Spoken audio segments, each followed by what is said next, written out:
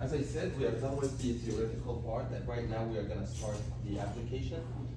For the application part, I'm going to spend like a few lectures talking about GIS and how.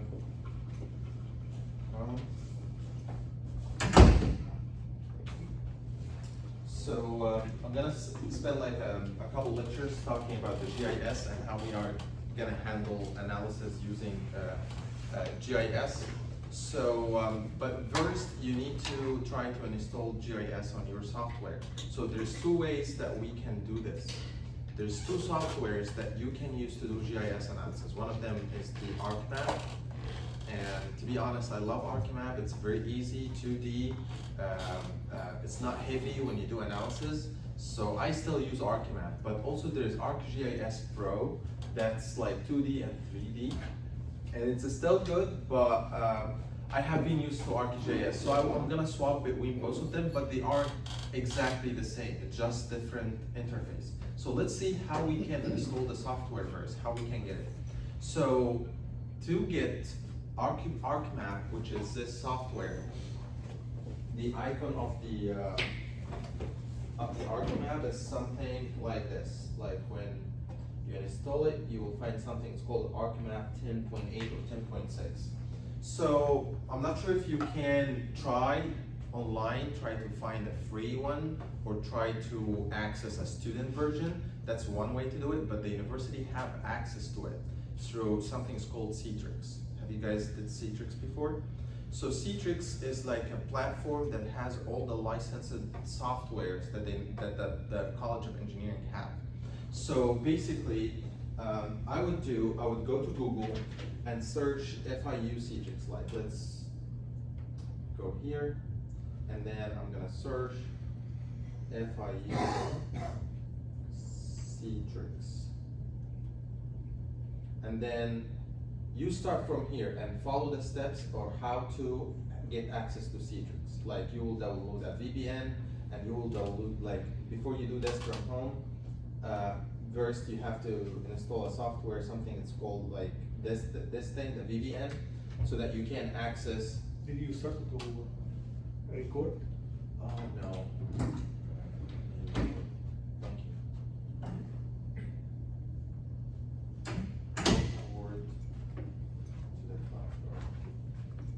So basically, you will see how you can download the VPN software. Have you guys tried this process before? I believe if you guys are graduate research assistant, you have a device here and you want to work from home and access your device here, you have to do this step. That's how I do it.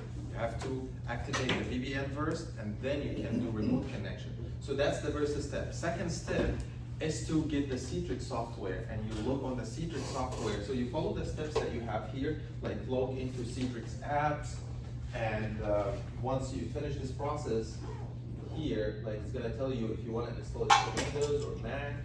So you follow the steps here, and at the end you are gonna have the Citrix app on your device, and it's gonna be something like this. Let me see if I have Citrix.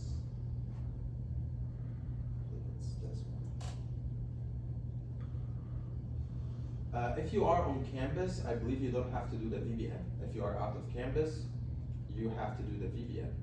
So once you get to the Citrix, it's gonna be like a window like this, and then you go to the apps, and you will find all the softwares that licensed by the College of Engineering. And we need the ArcMap one. Once you click on ArcMap, and if you are logged in with your FIU account, it's gonna open into your device like a normal window. Okay, so that's how we can do the ArcMap thing.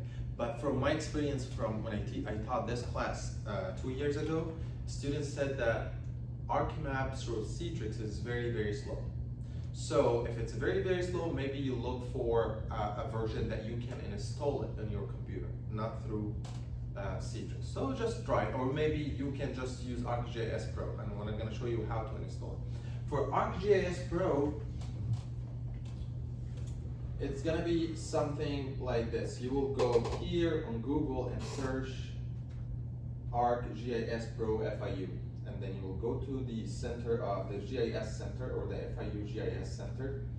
And when you get to this center, you will find steps or how to download the software, how to access the software, how you use your FIU account to do the whole thing. Okay, so that's how you get this two softwares. Okay, as a FIU student, you have access to ArcGIS Online and have access to ArcGIS Pro. So you will be able to download the software. You will be able to access without Citrix. Okay, so ArcMap it's going to be through Citrix. ArcGIS Pro is through the FIU GIS Center. Okay, so let's say that you guys spend today trying to download this software, and they are very, very important software. Why? Because as a catastrophe modeler, you have to have GIS expertise.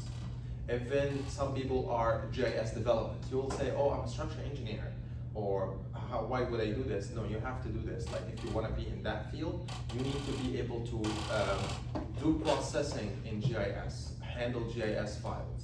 Okay, so we're gonna see how the GIS working, but what I want to tell, it's really, really important to know this stuff about GIS if you want to get into this field. Okay, so let's say that you guys were able to download the softwares. So the software, once you download it, either through Citrix or either you install it in your computer, you just click the icon, and once you click it, it's gonna be a window like this. Okay, so this window, that's your workspace. That's where you have all the maps of the community, of the city, of the county that you're working on. It's gonna be here in this white window. It's not gonna be white, but this is because we started from blank. Here on this window, you are gonna have all the layers. Like if you guys worked on AutoCAD, AutoCAD has a lot of layers. So you have a layer for the walls, layer for the reinforcement. Same thing when we do maps. You will have different layers, like layers for base map that shows how the geography look like. You will have maybe digital elevation map. You will have land use map. You will have buildings map, infrastructure map. All these layers on top of each other. You will be able to manipulate these layers from here to access the layer, zoom to the layer, adjust the layer, visualize the layer. You will be able to do everything from here. Here, you are gonna have multiple of stuff. Like you can make, like, can you see, like, there's 3 tabs over there. There's one, it's called Arc, Toolbox, Catalog, Search. So this is when you have tools and you wanna navigate these tools. Like you wanna do some processes on the GIS layer. You wanna extract data, you wanna import data, you wanna project data, because right now we are dealing with geography, and we know that the Earth is a sphere, so there's projections. Like when this sphere was trying to project it into a map, so there's lots of projections that we are gonna deal with. Maybe we define projections, or we transform projections. So all these stuff, we're not gonna get into details on these, but that's what the toolboxes do. Toolboxes do lots of analyses on the shapefiles that we're gonna know in a little bit. Okay, so let's say we open the ArcGIS and it started to be something like this. So the first thing that I need you to know before doing any GIS analysis, there is something called shapefiles. So shapefiles is the language that the GIS analysts uses to communicate with each other. So it's a kind of like a way to store data. So you guys have been working with Excel, right? Excel is one way that we can handle data. Every row is gonna have a data about something. Let's say about, like, we are gonna make an Excel sheet that has the name of each one of us and a lot of details about each other. Our age, our height, our weight, everything. So Excel is one way to do it. But the thing is, ArcGIS can handle Excel files, but it's a much better, it uses other formats. It uses the format that is best in that matching with GIS is the shapefile. So the shapefile is kind of like something like Excel, has data, but also has the latitude and longitude of every data that you have, because since we are dealing with geographical information systems, so it's something about the position of the data. So let's say that we are handling buildings. So for buildings, we are looking for what is the X and Y of this building. What is the type of this building? What is everything about this building? So let's see how this looks like. All right, so All right, so right now I'm gonna give you all the data that I'm gonna work on today. I'm gonna provide you with a Google Drive that has this data. So right now I have, there is a county in Texas, it's called Galveston County. So Galveston County, I have the building polygons about this county. So the building, usually the data file is something like this, like all these are the data file with different formats, like there is a shapefile format, there's a database format, there's a projection format. We need all these files so we can load them on GIS. So if you lost one of them, like let's say that you lost the projection. If you lost the projection, when you load the data, like let's say I deleted the projection from here. So when I load the data in ArcGIS, it might be loaded, I don't know, in Russia or something, not in the US. So every file of these is important. But when I load the files on ArcGIS, by the way, like when you open ArcGIS, it's gonna ask you if you wanna open a file that you already worked on before, or you need a new one. So what I'm gonna say, I need a new file. So when you say that you want a new file, I wanna start with a blank map, like something that is new, and I'm gonna start from scratch. So you either can load the data from here, there's something called add data. So I'm gonna click and add data. Or basically, all what you're gonna do is, you can drop this file, the shape file, the one that's called AutoCAD shape source. I can drag and drop, and I look for ArcGIS, and then I can drop it here. That's also a one way to do it. So it takes a little bit, some time.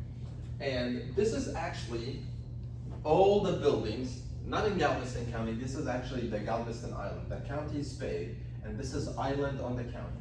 But it will tell me I can't see anything, like it's just like a bunch of gray lines. This is because that's hundreds of buildings, or thousands of buildings actually, I believe like 25,000 or something. If I zoom in, so things is gonna start to be clear. Like I'm gonna zoom, zoom, zoom, and then I'm gonna see the polygons of the buildings. So that's actually, every one of these polygons is a building on the Galveston Island. So let's make this in a better visualization. We always need, or it's better to have a base map under these buildings so that we can imagine where these buildings at. So what I would do is, I would go here at the data, where I added the data. When you add data, like the same way, rather than drag and drop, if I click add data, you go to where your file at, and you click the file and then say add. It's gonna do the same thing, like the same way that we did add and drop. All right, so let's say we added the data. The second thing, I'm gonna add something called base map. So base map, the arc map is gonna give you options. What kind of base maps that you want? Do you want a street base map, topographic? I'm gonna say a 1D imagery base map, or imagery with label. It's gonna look like the Google Earth thing. So once you add the base map, it's gonna be underneath these buildings, and then you are gonna see where actually these buildings is located. So it's gonna take a little bit of time, and make sure that you are connected to the internet, okay? All right, so it says that here that the following data sources use geographic coordinate system that is different. Okay, so it says that the world imagery is GCS. So that means like the two projections are a little bit different. The base map is different a little bit from the shapefile that we have. And we are gonna talk about the projections in a little bit, but let's see how this community look like. So I zoomed out. If you want to zoom out and make a full view,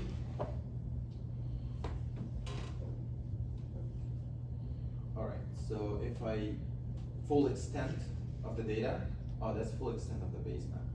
All right. You can right click on the shapefile here, and you can say zoom to the layer.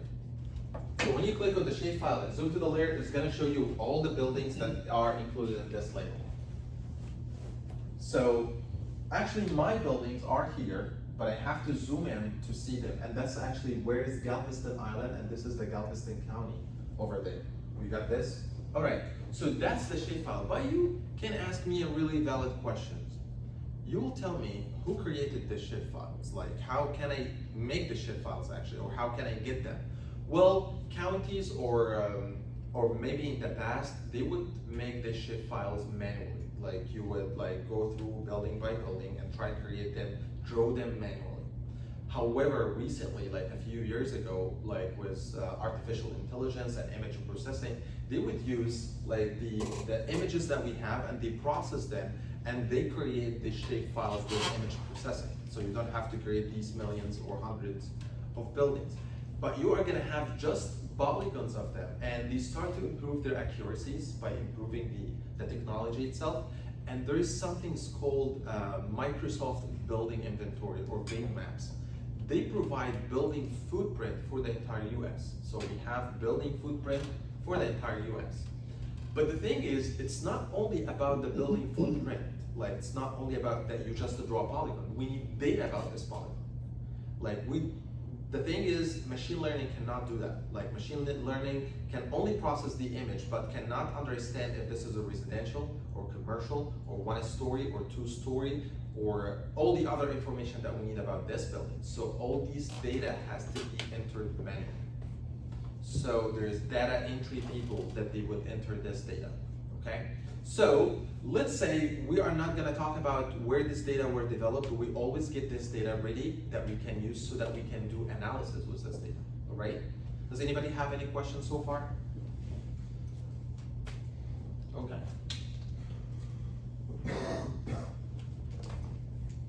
So let's see what is inside this shapefile. I'm gonna zoom in on maybe in a few buildings here in this busy area. So here is the zoom in tools. You can zoom in or zoom out, or you can pan, like move, or you can show the full extent of the maps. Also, maybe I'm gonna zoom in on this residential block.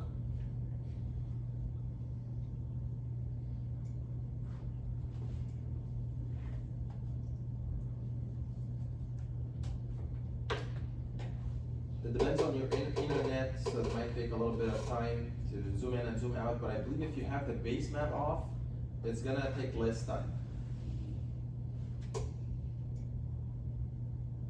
So, right, maybe I'm gonna turn this on. Alright, so there's something here that has like the blue circle here with I in the middle. It's called the identity. Like if you click on this and click on any building, it's gonna give you all the information that we have about this building inside the shapefile. So they will tell you this building has FID this, and shape is polygon, and object ID, parcel ID, shape lengths, X and Y coordinate, parcel ID, building area, number of stories, building value, property use, occupancy, foundation type, number of units. It's gonna give you all the information that he has about this building. Click on another one, you are gonna get different information. So that's how you know the information about just one building. You just have to click on this building. And also, so you guys, for your information, all right, so this is how the geographic system of the US look like. You have building, and the building is part of something called census block. And the census block is part of, well, let's start again. Building is like the building is the building itself, just this area. That's called building, or the built area. But your land that you own a home on, it's called parcel. Okay? So like if I show up the base map again, so the whole area, it's called the parcel of your land that has your whole building in it. Like from here to here, that's your property. So your built area and your parcel is yours, okay? So we have a building, and then the building there is a parcel, and then the parcel there is a census block, and from the census block there's something called census tract, and then there is a county, and then there is a state. So this is how the geographic data look like. So sometimes actually, some counties, they don't have information about the building. They have information about the whole parcel. They will tell you, oh, this parcel is a residential parcel, and it has this, and this of information. So what we do, we lay out the building footprint, and the footprint doesn't have any information. Like if I click on any of the buildings here, let's activate the base map. If I click on any of these buildings, they don't have any information. But if I click on the parcel, it's another polygon, it has a lot of information. So with some GIS analysis, I can transfer all the data from the parcel to the building. So basically I tell GIS, how about if you join the data with the shapefile from the parcel and the shapefile from the building, if the building is within the parcel. So basically it runs like a for loop inside. And if GIS found the building are within the polygon of the parcel, it's gonna transfer all the data to the building polygon. So that's one way to do it. Okay, so I told you about if I wanna access a data about a specific building.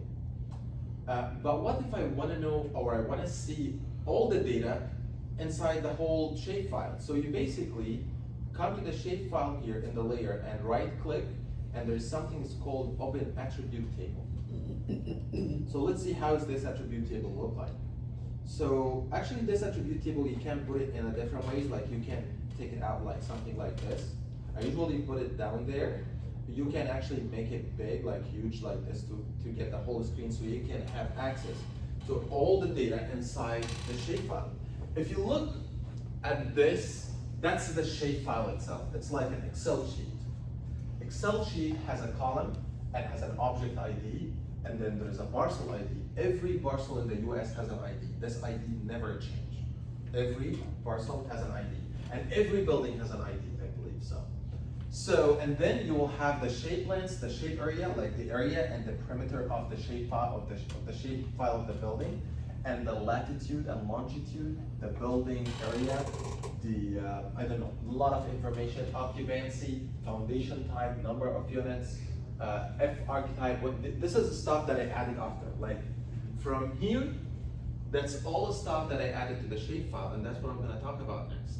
All right, so let's say that you were provided with all these information, but there's some information is not there, and you wanna add to this information. Or you wanna edit some of these information. Like let's say that you find out that this building is not right, or there's a building that is not there, and you wanna add it to the shapefile. So that's the stuff that we are gonna learn right now. Okay, so let me minimize this screen and put it back down here, or maybe close it for now. So let's say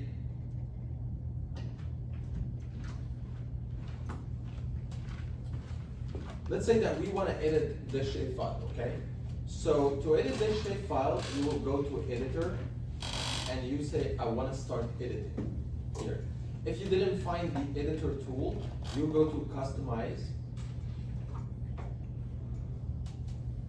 toolbars, and check the editor toolbar. So it's gonna show up and you can put it anywhere. All right, let's say that you have the editor outside. So I'm gonna click editor and I'm gonna start editing.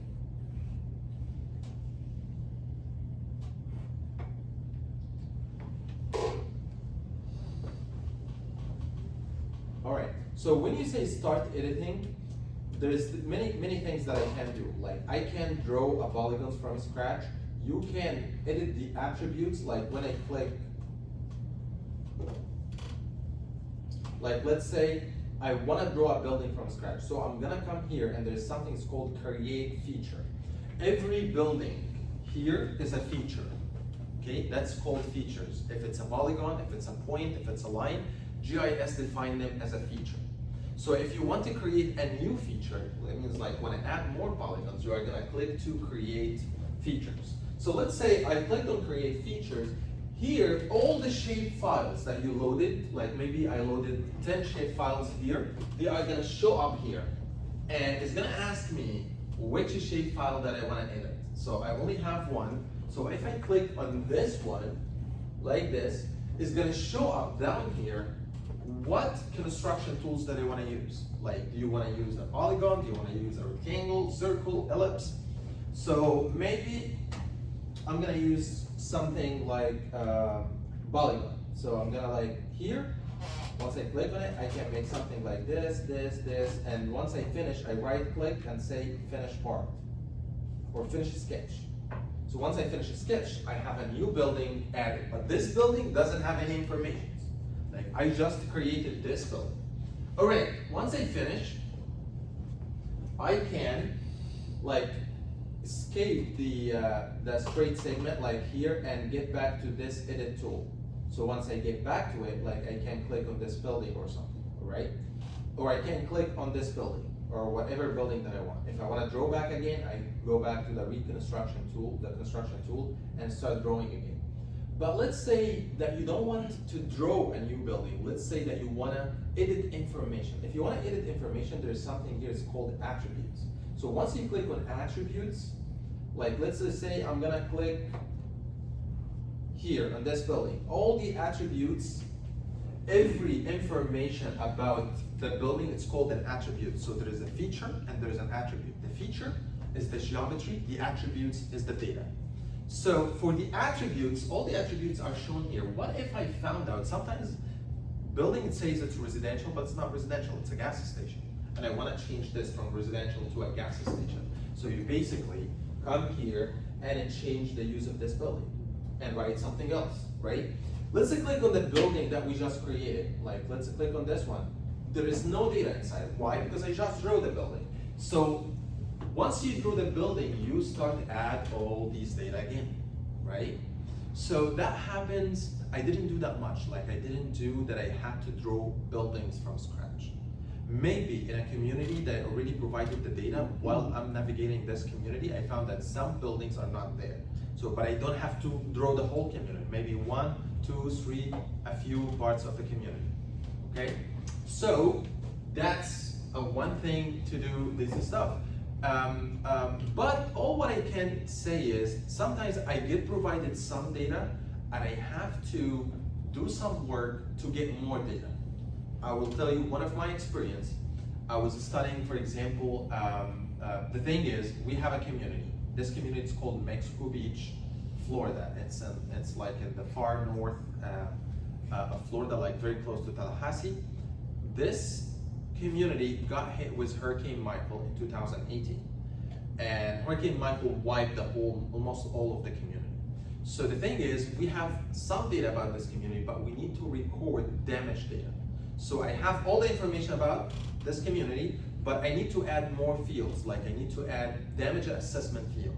Like I need to add a field for the damage assessment of the windows, the doors, the foundation, everything. So I have to create new columns or new attributes.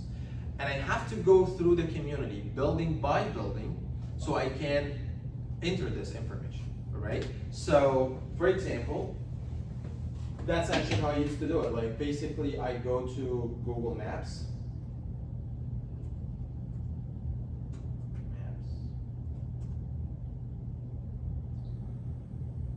And I'm gonna search Mex Beach, Florida. All right. So this is the location of Mexico Beach, Florida. Somewhere here. Hurricane Michael goes all the way from here and hit this community. Okay, let's zoom in. All right, let's see how this community look like right now. If you look, I believe the community is still recovering even after, I don't know, like 7 years from the hurricane. So let's see how did I collect the data. So what I'm gonna do, I'm gonna take this cruiser and I'm gonna throw it in the street, like maybe somewhere here.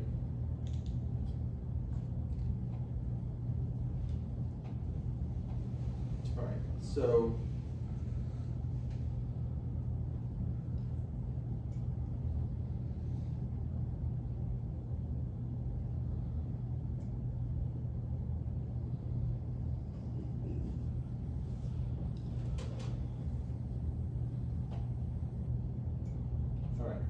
So look at this map, you will see that there is nothing here, like the community looks great, there's nothing with it. So, but the thing is, this map from June 2023. So let's go back in time and see how this community looked like a few years ago. So in some communities, there's something here that's called See More Dates. So See More Dates, you can access information from November 2017. and see how this community looked like. And maybe here in May 2011, here's in 18. Look, sounds like there wasn't much here, but let's actually look at these buildings. Yeah, look at these buildings. Maybe I would put 15. Look at these buildings, looks okay. And then if Hurricane Michael happened in October 2018. So this image was taken just a few weeks after the hurricane. This is how the buildings look like. So, and then in 2019, the buildings, they still damaged, not recovered. 2021, you see some of them got removed. So you keep tracking the recovery. One of them actually got recovered, like I believe like somebody's living there. And let's see the second one. Here, that one got recovered too. And let's see, another one got rebuilt. That's what we call tracking the recovery of the community. So that's a really, really good tool that we can track the recovery, and we can draw, if you guys remember our first lecture, the recovery curve, that's how we can track the recovery of the community. So how can I do this? You have to do it building by building. Go collect the data and see in 2015, 2018, what is the status? Fully damaged. 2019, partially recovered, like 50% recovered, 90% recovered, fully recovered. So, and then we put this into the GIS file for every building. So this is how we can collect the data.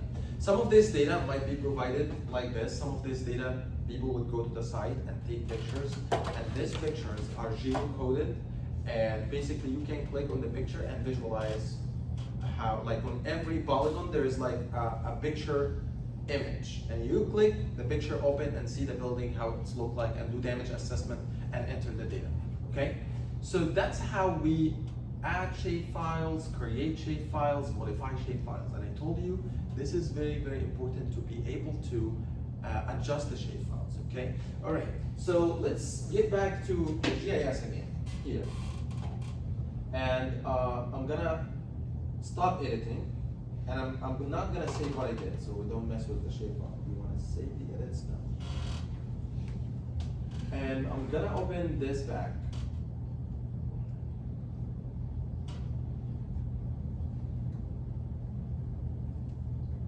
I mean the attribute. So, all right, so let's say I have this data and I wanna enter new data. Like here, I added this column and this column and this column, but what if I wanna add a damage column? So all what I'm gonna do is, I'm gonna do here something is called add field. When I add field, it's gonna ask me, what's the name of this field? Let's actually add a field that's called X longitude, or maybe we call it X longitude. And I'm gonna make it, it's gonna ask you, what is the type of this field? Do you wanna, it's gonna be short integer, long integer, float, double, text. So you tell him what is he expecting that you are entering this data, text or numbers. These numbers are long or short. So I'm gonna use double. Double is like really good that you can add a lot of numbers. And I'm gonna say, okay. So once I go all the way at the end, I will find my new field, the X longitude. So basically, there is some stuff that we can do in GIS that we can ask the GIS to do it for us, to do the calculation for us, and some stuff that the GIS can do. GIS doesn't know how much damage that this building has, so you have to enter it by yourself. But here, I might, since I have my buildings here and they are properly projected, I can ask the GIS, find the X longitude of this building. So you can come here on this column and then make something like this. It's called field calculator. In field calculator, you can put actually a number, like you can say that this X longitude is equal to the X longitude here. So it's gonna put them the same as, like if I click on this, I'm gonna find out, it's gonna take like a minute or something, and it's gonna put all the numbers that is in the other field. Or let's say there's some fields that requires the summations of other fields. Like let's say one field you have the ground elevation, and one field you have the water surface elevation.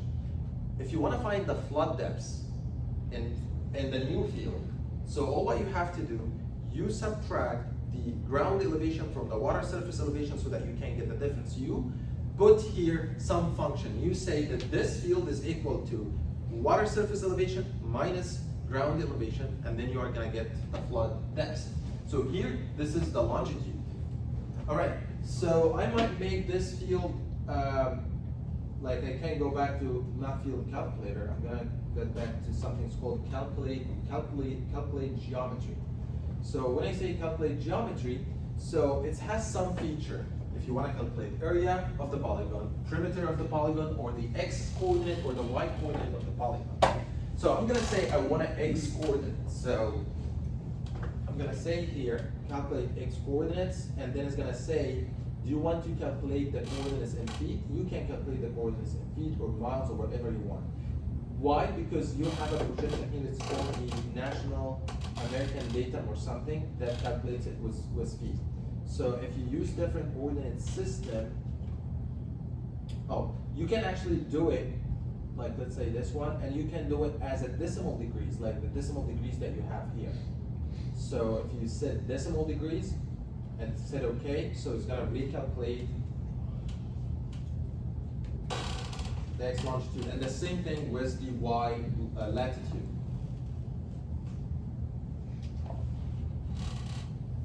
It didn't change. It was the same numbers because the other one was calculated the same way. You can actually create a file, like a field, like I can say add field, and let's say this field is equal to area. I'm gonna put area 1, and I'm gonna make it maybe double 2, okay. And there's a new field here, and then I'm gonna say calculate geometry, and I'm gonna ask to calculate area. And the area can be in feet square. If you want them in different units, you can check the units that you want. If you wanted them in square meters, you're gonna go to square meters, and then it's gonna take some time to do the calculation. Does anybody have any questions on the shape files? Is it interesting, these stuff? That's good. I have a question. Yeah. So you said the projections map is provided by the county? Yeah, because when they do, like, there's actually, every county has a projection that works for them. Okay. And there's some counties, like there's some parts inside the county that has, like the projection is gonna have like NAD, and they have S1 that works for this county, or S2 or SS3. Okay. But there's some like regularity that we use, WGS is called the World Geographic System, and there's something that's called NAD. So we either swap between these two, the National American Datum or the WGS, NAD or WGS. So if I have to work on something doing with Miami, where would I get this map? But for what, like the buildings? Yes. So there's lots of data sources out there, okay? But right now there's, like I told you, there's the Microsoft building footprint. This is only gonna get you the footprint. Okay. So that's one way to do it. And there's You something. won't have the information inside the footprint. It's in the No, polygon. but if you want something that has the information for the building for the entire US, there is something that's called the National Structure Inventory. You will come here, National Structure Inventory. That's a database for all the building in the US developed by the Army Corps of Engineers.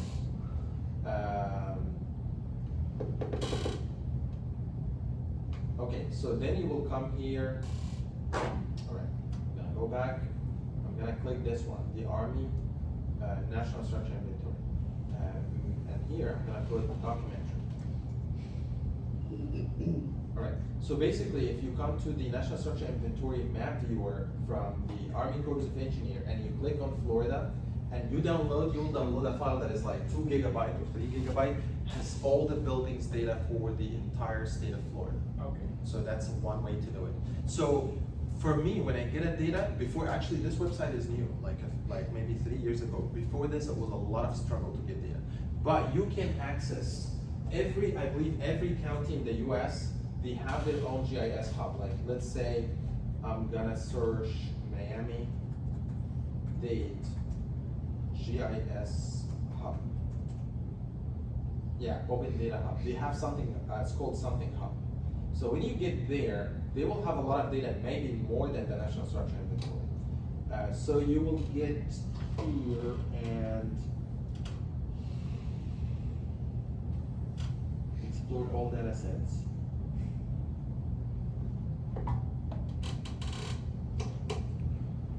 And then maybe we'll search for buildings. Or building permits. Small building, large building. Building footprint 2D, this one. Okay. And then it's gonna be completely different data. They will have some way to visualize it here to see where's the building look like or where's the area that we're looking at. And then you can download this data. And it's gonna ask you how we want the data, as a CSV or shapefile. It's better to get them as a shapefile, but I'm gonna show you how, if you have the data in CSV, how you can convert them into shapefile. So that's also one way. So I believe every county in the US have their own GIS hub, and you can download this data, and it's much more, I believe, detailed, more than the National Structure Inventory, but whatever that works for you.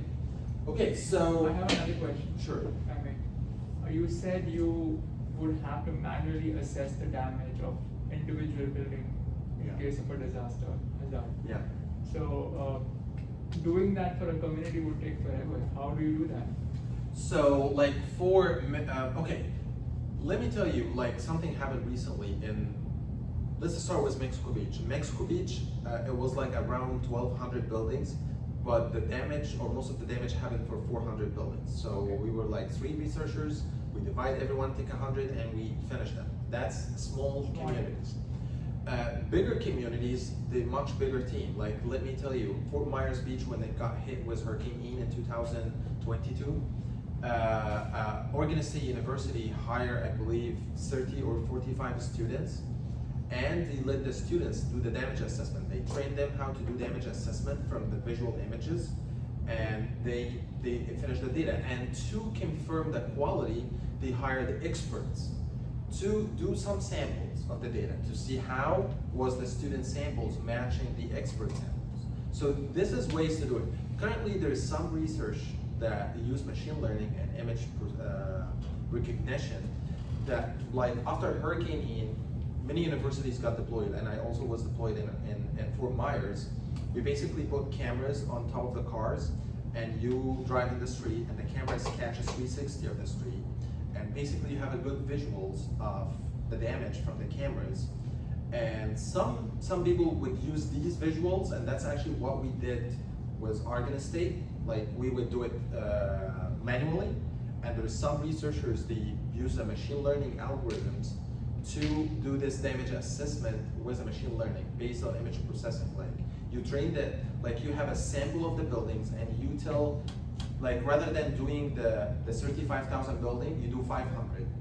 And you tell the machine learning algorithm, this building, because of this damage and this damage and this damage, is damaged in state 2. And this building is damaged in state 1. Or this door is damaged, this door is not damaged. So you trained it very well. Once you train it, you give it the rest of the data. Once you give it the rest of the data, it's gonna do the damage assessment based on the data he has. The more that you train it, the more he's gonna give you better damage assessment. All right? Thank you. Okay. So, okay, so let's say, usually when we do analysis, like right now, okay, let me zoom to this thing. This is all the buildings. I'm not gonna load that page now because it's gonna take a lot of time. I don't know, when I do it at home, it doesn't take that much time, maybe the internet.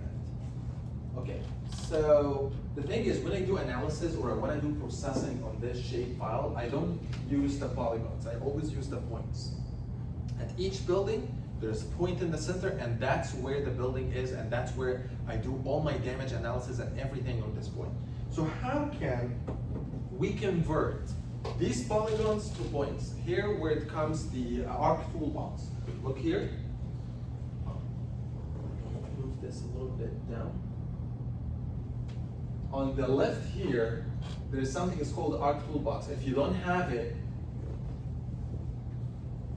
I like once you install the software, you might not have it. So you are gonna have it here. Like if you click on this one, it's gonna take, I believe, 1 or 2 minutes until it loads, and then it's gonna open. Once it opens, I always put this tab on the side. Why? Because I use it all the time.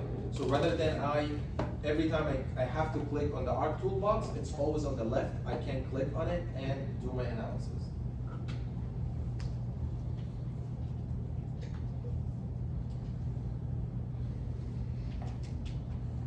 Once you open it, it's gonna be something like this. Let's say,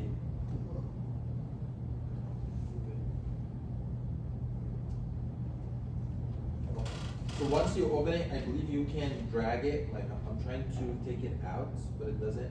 But once I take it, there's something here to say auto hide, or something. So you basically, if you did this, and this, they are gonna be somewhere here. So basically you can click on them if you need them. Search, ARC toolbox, whatever.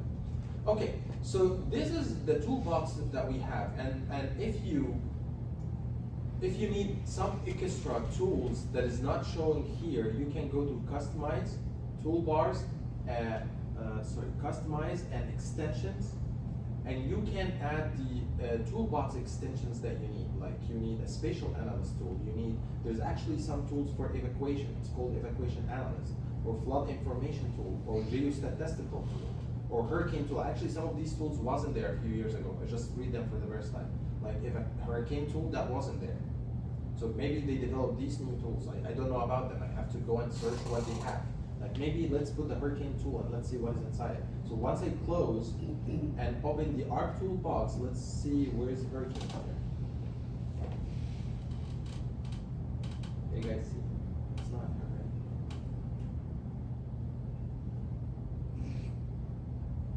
Add any manager.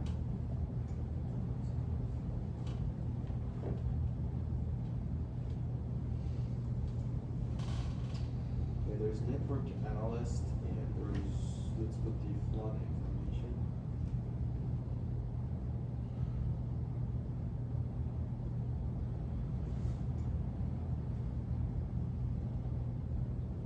Somewhere it's not here.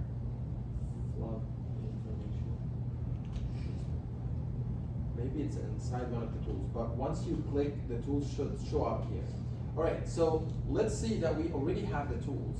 But the thing is, every tools has a lot of subtools. Like, let's see, if you go, for example, to data management tools, you will find something about archiving, attaching, graphs, a lot of stuff.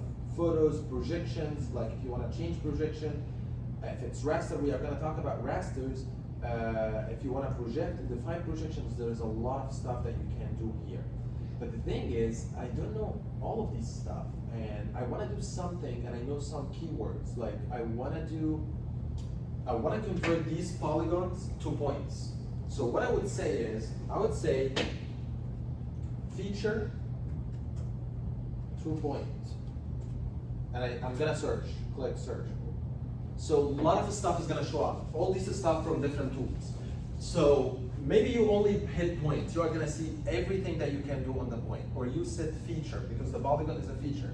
So you write features and everything is gonna show up what you wanna do on these features. So what I wanna do right now, I wanna convert these features to points. So what I'm gonna do, I'm gonna click on this. And actually it tells you here where is it exactly. You go to the toolbox system and then data management tool and then feature and feature to point. Like if you wanna do it here, you will go to data management tool and then you'll look for features and then you will find something feature to point. So that's if you know where exactly it is, but let's assume that you don't know where it is. You just search whatever you want to do. Like you search the same way that I searched, click here, it's gonna open a box that you put the polygon shapefile like this. It says, give me the input shapefile that you want to convert. I'm gonna drag it here. And then it's gonna tell you, I'm gonna develop a new shapefile, I'm gonna put it here. You can change the location where you want to export this file, or you can accept where he's gonna do. I usually make all my shapefiles in one folder, and I choose this folder and put the shapefile on so that I can know where my files are going. And then I'm gonna hit OK. So it's gonna take some time. So I'm gonna tell you what is the percentage. By the way, if this box didn't show up, because sometimes some ArcGIS versions, they make this stuff behind the scene. They would show you here the processing, how it's progressing. So here, can you see what happened? The polygons is there, and every polygon has a point in the middle. So if I zoom in, maybe here,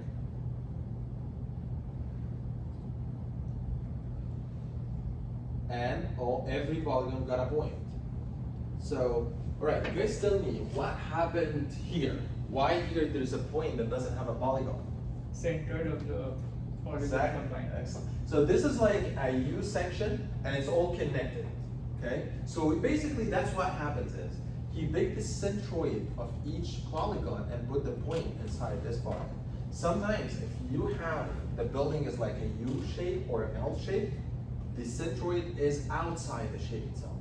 Okay, so that sometimes happens. Okay, so if I open this building polygons, so I'm gonna open attribute table, you will find all the data that was inside the polygon is still inside the points. Is that clear? Okay. So the next that I want to do right now is how can I load files that are CSV? Like let's say I'm gonna open an Excel file. But before I do this, I want to introduce you to new types of data. So usually the data, the GIS process, it's always in two shapes or two types. We introduce the shape files. Shape files handle discrete data. Discrete data, the data that are not continuous. Every data is like a single point or a single polygon. They are not continuous. There is some data that are continuous, like maps, like a flood hazard map. A flood hazard map is all connected because the flood doesn't happen as it drops. It's all water, and this water is connected. Or an earthquake map. The earthquake affected the whole area, so it's continuous. So most of the hazard maps are continuous data. So discrete data are represented by shapefiles. Continuous data are represented by what we call raster maps. So let's see how's the raster maps look like. So it's gonna be, let's go here at raster files. And it's not like the shapefile many files, it's only one file. So these are raster maps for Hurricane Ike that hit Galveston County in 2005, I guess. And I have a raster map of the maximum flood depths here. So basically, I drag this map and I go to the ArcGIS here, and I drop this data here. Tell me about the projection, so okay, let's, and then I'm gonna say zoom to the layer. That's how the raster map look like. So what I'm gonna do, I'm gonna remove these two layers and only focus on the raster map, and then I'm gonna put the base map again. Let me activate the base map. See, it's gonna take a lot of time. Okay, so this is the base map. Let me load this. That's how the hazard map look like. By the way, this hazard map is an output from a coastal analysis, and it's basically focused on the Galveston area. That's why you will see it's not extended here, not extended here, and only on the shoreline. Why? Because the flood didn't happen beyond this area. It happened here, but I'm not interested. It didn't happen here because the coast got flooded in this area. So this is a white and black. If you want to convert the colors, you can actually right-click on this and go to Properties. And once you go to the Properties of this raster map, you can change the color. Like if you wanna, you go to something that's called Symbology. And this Symbology, you can pick the colors. Like if you wanna pick the colors like blue and say Apply, so this map is gonna turn out to like the blue colors that you can see here. So if you see here, you will find that the dark blue, that means the highest flood depths. It's like 5 meters. The one that is light blue is 0. There's no flooding. So if we zoom at our area here,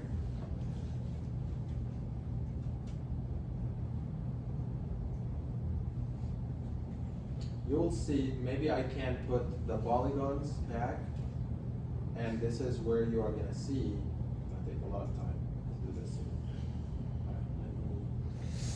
All right, here. Okay, so why you can see here, like why here there's a box that is light blue and more lighter blue and more darker blue. Do you know what is these boxes? The resolution of raster maps. Yeah, that's called the pixels. So any image that you have, it has pixel. And the smaller the pixel, the higher resolution the map has. So the pixel here sounds like it's big, like really, really big. Like 1 pixel has like a complete block. So it might be like, I don't know, like 100 meter by 100 meter pixel. So it's really big. So that means like the quality of this map is not that huge. That means like definitely not all these buildings have the same flood depths.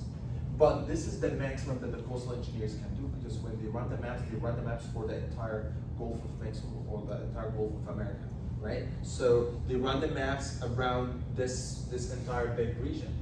So so yeah, I mean, like if we need much higher resolution, so the pixel size are gonna get less and less.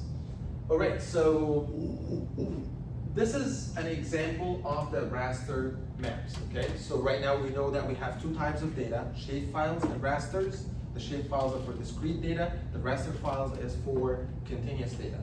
So let's say that I have an Excel file, not a shapefile and not a raster map, like something like this. It's called 2018 Hurricane Michael Wind Grid. And when I open this file,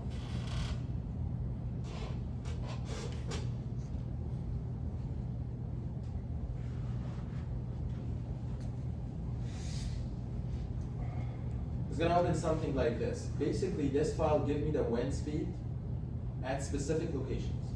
It gives me latitude, longitude, time, and the center, the RMW miles. Oh, that's not the file that we need. So what's this one?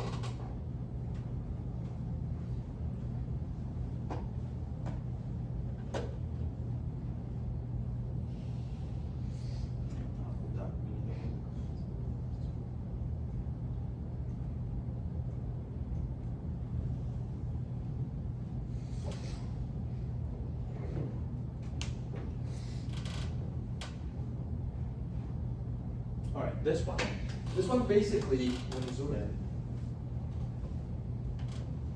it gave me the latitude, longitude, and the wind speed. It's called the gust wind speed and the sustained wind speed, okay? So the gust wind speed is the 3-second gust wind speed. It's average every 3 seconds. The sustained wind speed, the wind that happen over a long time. So that's why it's like a little bit less than the gust wind speed. All right, so we have the gust wind speed, and that's the one that we do structural analysis with, not the sustained, the 3-second gust wind speed.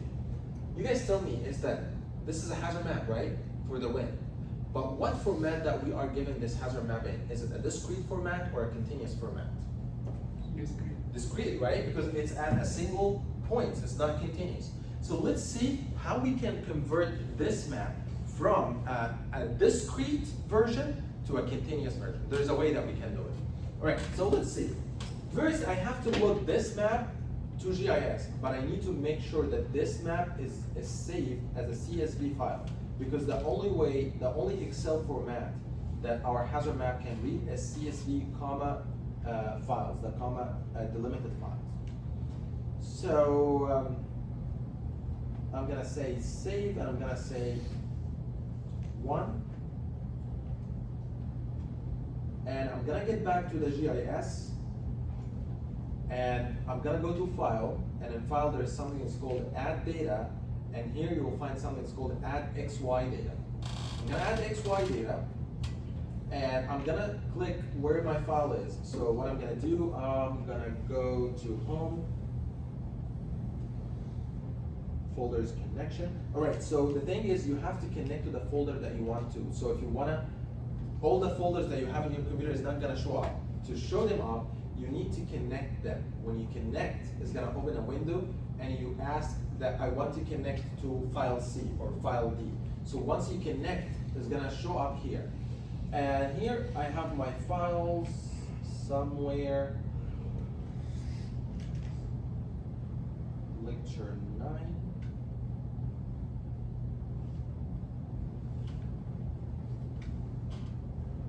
And I'm gonna see the CSV files here, and this is the one that I just created.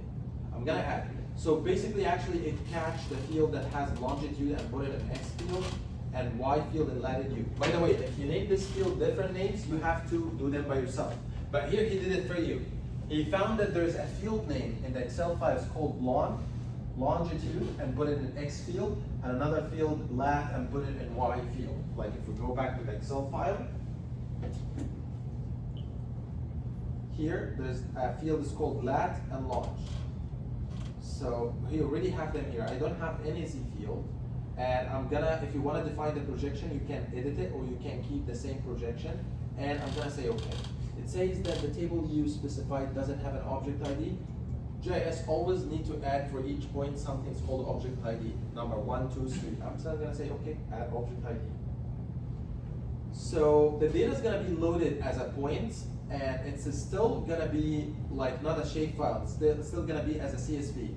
So this is the data. You cannot see them because this Hurricane Michael happened in Mexico Beach, Florida. Right now, we are on Texas. So if you wanna go there, you have to zoom to the left.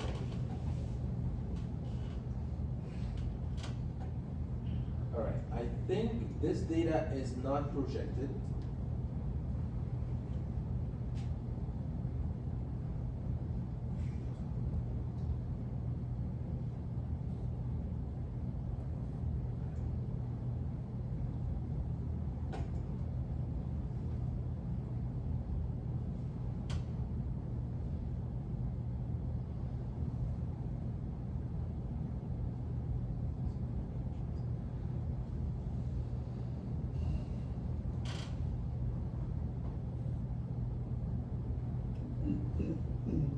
So the way that I know what projection that I'm on right now, I basically go to, like I click on this, right click, properties, and then you'll find something that's called source. And in source, I can scroll down so I can read what projections do I have here. So the coordinate system that I have is WGS. So I'm gonna delete this for now. Like let's delete, remove, and I'm gonna do the same thing again. File, add data, XY data, and I'm gonna choose the file. Alright, let's do. I'm gonna edit the projection and make it as WGS projection. Like let's change the projection to this one. And I'm gonna say okay.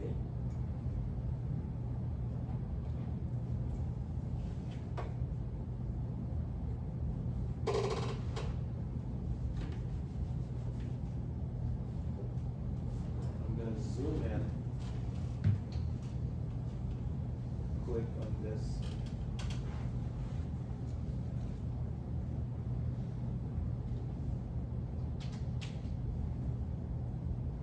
Then I'm gonna say zoom to the layer.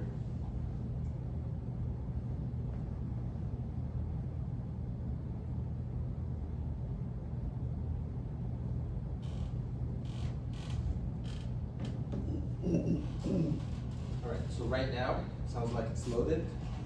You can see when I zoom to the layer, it shows you where all the wind speed records on the entire, not only the state of Florida, the whole part that got exposed to the hurricane track. And what happened when I loaded this data, if you guys remember, it gave me a message that this data is projected on a different projection, which is NAD, the National American Data. And the data that we have here from this one is projected on WGS, the World Geodetic whatever. And when I loaded this data, it completely loaded in completely different areas. So I reloaded the data and it changed the projection. So it got loaded at the same location. All right. What I got here is the data at as points. Like if I make a close-up view on Mexico Beach. I believe it's somewhere here. So this data you will find it's like a mesh, like rectangles, and this is the corners of the rectangles. So there's something it's called feature, I believe, to raster. And if you see, they have the mesh is small at the shoreline, and they make it bigger once you go inside. So what I'm gonna do is, I'm gonna come here. I don't know what tool I'm gonna use to convert it to raster. Like I don't know what is the name, but let's search. Let's search feature to raster. Yeah, there's a tool called feature to raster. I'm gonna click on this tool, and I'm going to load the input feature, and it's gonna ask me what field that you wanna rasterize. The thing is, the Excel file has latitude, longitude, gust wind speed, sustained wind speed. It's telling me what is the final output that you want to present on the map. Do you want to present the gust wind speed or the sustained wind speed? Like when you click on any point in the map, what do you want to show? Because the map is gonna only show one value. So I'm gonna tell here, I want the value to be the gust wind speed, VG with mile per hour. And with the data and the cell size, keep it the same as is, and I'm gonna say, okay, it's gonna take a little bit of time until it rasterizes this map. So let's see what happened. Completed. All right, so this is the raster map. Let's zoom on the raster map. Let me close the shapefile here, and I'm going to zoom to this layer. Okay, can you guys see how does the wind speed look like? Can you guys tell where's the hurricane track from this map? Southwest, northeast. Here, that means this is the ground zero where it makes landfall, and where's the wind is directed at the darker yellow. So this is where the hurricane passed, and all the light yellow that has the less wind speed, because this is the 145 miles happened here, and the more it progresses inland, the wind speed gets less and less until it escapes out of land. All right. So can you guys see how we converted? First, how we converted CSV file to shapefile by loading XY, and how we can convert the shapefile to a raster map. So and then we finally have something like this for Hurricane Mike. But let's actually zoom in. I'm not sure if I have shape files for this part, but I believe I have the track.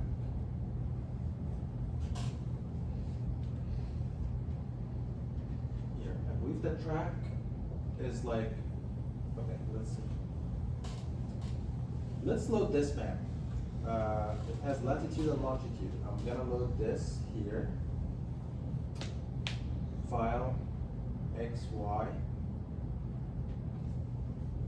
and I'm gonna load this one, the Hurricane Michael track.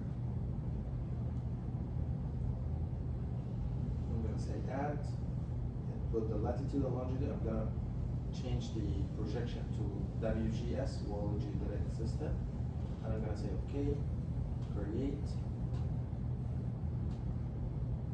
Professor, how many Excel file can we load in all in a one? You can load whatever you want. Like, I just wanna see here. Zoom to later.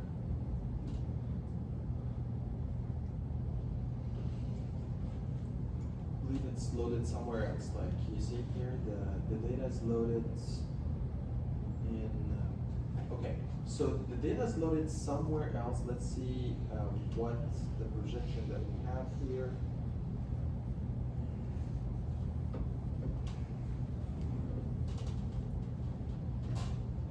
Should be WGS. Okay, let's do something. I'm gonna remove this.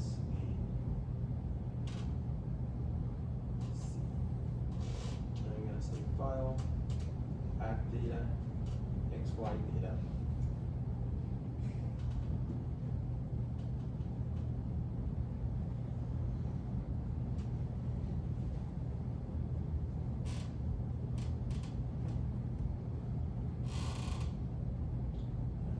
Okay, let's see if we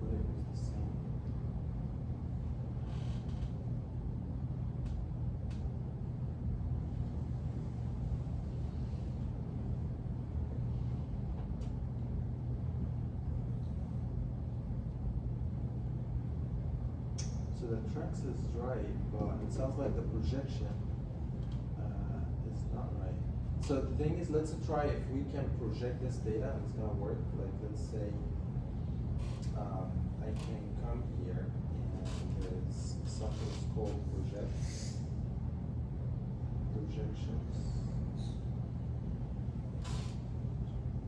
And there's something called project. I'm gonna put this here. It says that the projection is NAD, so we need the output projection to match, for example, the WGS. Is it okay?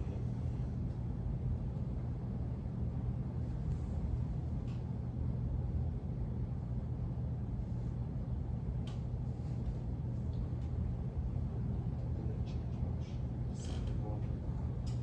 Anyway, we are running out of time, but maybe there is something wrong with the Excel file.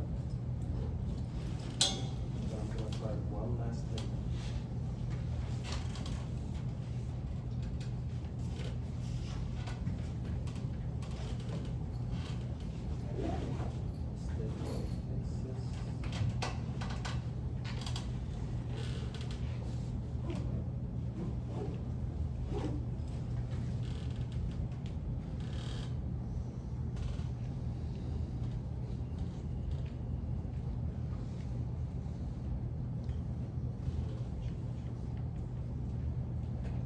Anyway, maybe we will not need the track right now, but what I'm gonna do, I'm gonna send you guys the data that I did for Galveston and the data that I used to develop this WEN file, and our homework is gonna be to do the same thing that I did, to convert the shapefile from polygon points for Galveston County, and for Mexico Beach or for Hurricane Michael, I'm gonna give you the shapefile, and you try to convert the shapefile to the CSV or the Excel file to shapefile, and from shapefile to raster map. Okay, so I'm gonna send the homework today. If you have any questions related to the exam, I have the exam sheet here.